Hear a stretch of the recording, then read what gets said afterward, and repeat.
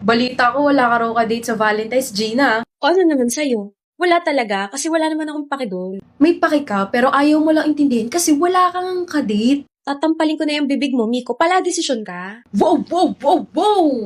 Oo na, bibilin na kita ng kape. Chill. Masyado kang high blood, di ba? Kasi ospital yung bagsak mo sa Feb 14, hindi sa ka-date mo. Mas pipiliin ko pang makonfine kaysa makipag-date sa kung sino-sino. At saka, bakit ba gigil na gigil ka na magkaroon ako ng ganap? Mind your own single life, Nico.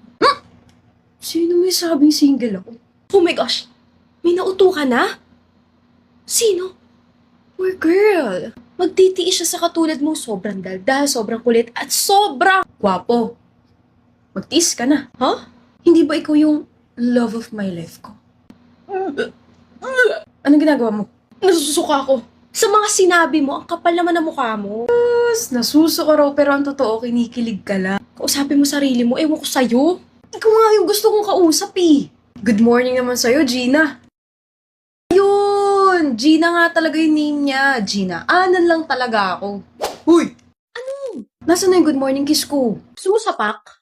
Sapakin mo ko eh, may sapak na ako sa'yo. Kape ko. Oh, doble bayad.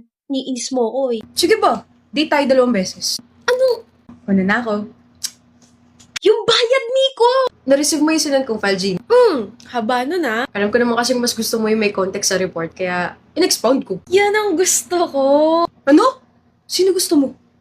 Si Patrick? Gina naman. Pipili ka na nga lang yung may muta pa sa ngipin yung gusto mo. Pre, all goods, okay? Wala ko dyan, ha? Pinagsasabi mo na naman. Baka nagko-confess ka na rin kay Patrick, ha? May girlfriend yun. Whatever. O, nasa na yung file na pinapasend ko kagabi? Ikaw na lang yung wala. Wait lang. Nandito sa puso ko. Miku! Uy, Gina, PDF din to. Permanent downloaded forever. Pasahan na bukas. To si high blood, di. Oo, nasasend ko na mamaya. Mamadali masyado, halatang ayaw madali yung future natin. Puro banat-banat. Tanggalin kita sa grupo eh. Eh di na-miss mo ako bigla.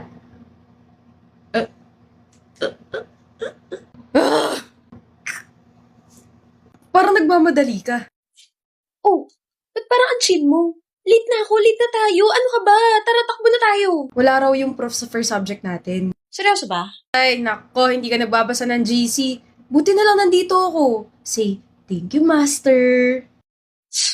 Dami mong alam.